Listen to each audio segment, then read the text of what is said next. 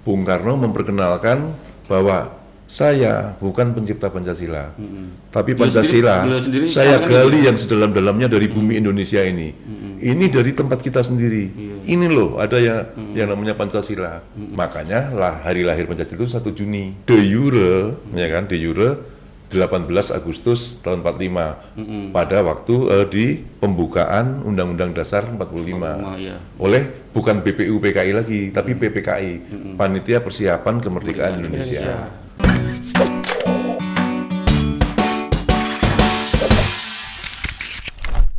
Oke, jadi dari pembahasan Romo ini kayak tahu betul dengan cerita-cerita tentang Bung Karno ya. Iya. Jadi menurut Romo tuh sosok Bung Karno tuh di mata Romo tuh seperti apa sih? Saya pengagum berat Bung Karno. Nah, ini mungkin bisa diceritain Kalau yang pernah tribunus yang masih muda. datang ke rumahnya kediaman Romo tuh ada foto Bung Karno gede. Bung Karno besar-besar ya. Iya, katanya idola nih. Gimana Romo? Nah, mungkin ini bisa diceritain sama teman-teman milenial nih, teman-teman tribunus Jadi yang untuk teman-teman generasi muda yang sekarang bekennya dibilang kaum milenial, ya kan, Bung Karno itu sejak usia 20, 19 masih masih remaja kan, sudah mikir negara loh, sudah mikir bangsa ke depan ini bagaimana. Dari beliau remaja, pemuda sampai menjelang akhir hayatnya, negara terus yang dipikir. Jadi filosofis itu pemikir ada ya. Iya, iya. anak-anak sekarang, kaum milenial sekarang, ya mulai sekarang bicaralah tentang kenegaraan, tata negara, tata pemerintahan, bagaimana bangsa ini ke depan mau dibawa. Kalau kita pengen Indonesia betul-betul menjadi bangsa yang besar, bukan cuma hanya penduduknya besar. Iya. Ya, Soekarno dari kecil aja udah mikir gitu, iya. bagaimana bangsa ini jadi besar. Iya, sampai keluar masuk penjara kan? Iya. Itu memikirkan siapa? Mulai dari ya masih milenial kan gitu kan? Jiwa-jiwa mudanya masih ini Iya. ya. Iya. Mungkin kalau teman-teman Tribuners kan ada beberapa yang tahu sekilas tentang kalau pakai keywordnya Soekarno atau Bung Karno kan tokoh ini kan sangat fenomenal ya, selain dia banyak quote-quote-nya yang menarik atau Kan Mas, tata bahkan kalau untuk kaum milenial atau pemuda, Bung Karno pernah ngomong kan, beri saya 10 pemuda, akan saya guncangkan dunia. Nah, bayangin Oh juga. iya, betul. Benar, sempat ada Itu quote statement yang ya. sangat Iya. sangat famous banget ya, terkenal Beri banget. saya 10 pemuda, akan saya guncangkan dunia. Nah, kalau sekarang ada 1000 pemuda, apa nggak berguncang-guncang dunia ini? Kan gitu kan?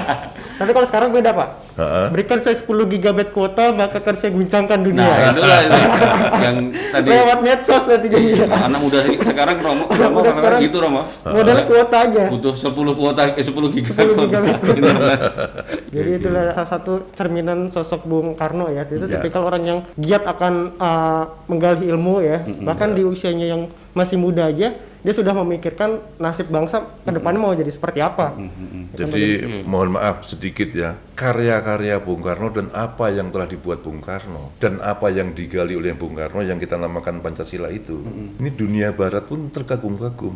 Benar. Bagaimana sebuah bangsa yang ratusan suku, semua agama ada, ribuan pulau, terus tempatnya berjauh-jauhan, bisa kompak dan bersatu, menyatukan ini semua. Sementara mohon maaf, bangsa-bangsa Barat, ya kan, itu mereka rata-rata hanya satu etnis kan, Iya. satu etnis, rata-rata satu agama. Kemudian bangsa-bangsa Arab, satu etnis, satu agama. Kok ribut terus? Ribut terus. Iya. Perang saudara. Terus, nah, sementara Indonesia yang kayak gini, macam-macam suku, macam-macam agama, ribuan pulau bisa kompak bersatu. Mereka semua tuh belajar ke kita. Apa sih yang dipakai oleh Indonesia, kok resepnya apa kan gitu kan? Iya, iya. Maksudnya yang dia tanyakan tentu apa itu Pancasila kan gitu kan. Mereka pun justru ke sini. Tapi kenapa kok kita kurang concern terhadap ini? Menurut Romo Nah. kurang konsen Romo ya. Ini kan loh fatal kalau sampai kita tidak concern, tidak memikirkan Pancasila. Jadi mohon maaf dan mohon izin ke adik-adik saya kaum milenial. Mulailah pikirkan untuk menggali lebih dalam lagi apa itu Pancasila. Orang yang jauh-jauh dari barat, dari mana-mana datang ke sini untuk belajar Pancasila. Iya. Yang punya Pancasila itu kita. Jangan sampai kita ditanya malah justru nggak bisa. Gitu. Bener. Karena banyak juga orang anak-anak mudanya zaman sekarang tahu Pancasila hanya dari upacara bendera setiap hari Senin aja, itu Iya. pun waktu sekolah kan. Ya. Spiritnya, semangatnya kadang pasti sering tahu apa itu dilupakan. Pancasila ya kan, dan apa-apa aja nilai-nilai yang diterapkan di Pancasila itu banyak yang nggak tahu. Ya. Nah, dulu kalau kita masih SD kan ada pelajaran PMP, PMP. Pendidikan Moral Pancasila. Itu tahun berapa tuh Romo? Oh, Iya, udah PPKN kalau. Ya masih ada PKN. iya. Dulu saya Kalau dapat PMP. dapat civic juga, terus dapat kewarganegaraan, terus waktu kuliah dapat kewiraan. Nah itu sebetulnya mengupdate terus Pancasila. Jadi terus di refresh terus ya. Ya, Jadi di jangan refresh, jangan betul. jangan sampai hanya dari lulus sekolah dasar nanti SMP terus juga diulang-ulang Ya. terus ya agar sampai Benar. kita dewasa pun kalau perlu masih kita gali terus ya. Ya, Ilmu-ilmunya tentang Pancasila itu agar tidak terlupakan pastinya. sering. Ya, Mohon maaf, ini masih terkait dengan Soekarno. Saya juga ngefans dengan Soekarno. Kalau menurut Karena udah pakai rasanya- bajunya juga dia. Iya kan, besok ini ada ulang tahun dari teman, karena besok ulang tahunnya besok Soekarno. ya benar besok Ya. hari ulang Iya kan, tahun hari ulang tahun Soekarno Bung ya. Karno. Romo, kalau menurut Romo, quote Soekarno apa yang favoritnya Romo lah?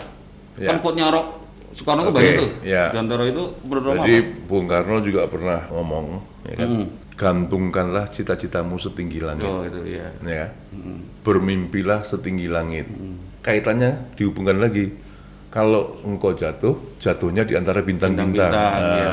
Jatuh pun udah seneng kita Iya, di antara iya, bintang-bintang kan. Iya, iya. Udah tinggi lah jatuhnya ya. Nah, gitu loh. Iya, itu quote-nya Soekarno yang Ya. favoritnya Romo ya. Ya. Bagi teman-teman muda di Batam dan Kepri lah khususnya, menurut Romo bagaimana sih memaknai spirit Pancasila di tengah pandemi? Jadi mungkin Romo bisa kasih contoh yang konkret nih buat teman-teman anak muda nih, ya. Memaknai spiritnya itu seperti apa? Mungkin kasih beberapa contoh yang konkret buat teman-teman ini. Ya, Spirit spirit Pancasila. Pancasila sebetulnya kita munculkan dari jiwa kegotong royongan, Gotong royong tadi ya. teamwork kan sebetulnya. Mm-mm. Teamwork. Anak-anak muda sekarang, kaum milenial sekarang, misalnya bikin usaha startup dan lain sebagainya gitu kan, ya kan? Nah, itu kan kerja tim. Jadi, Kalau kerja tim kan gotong royong.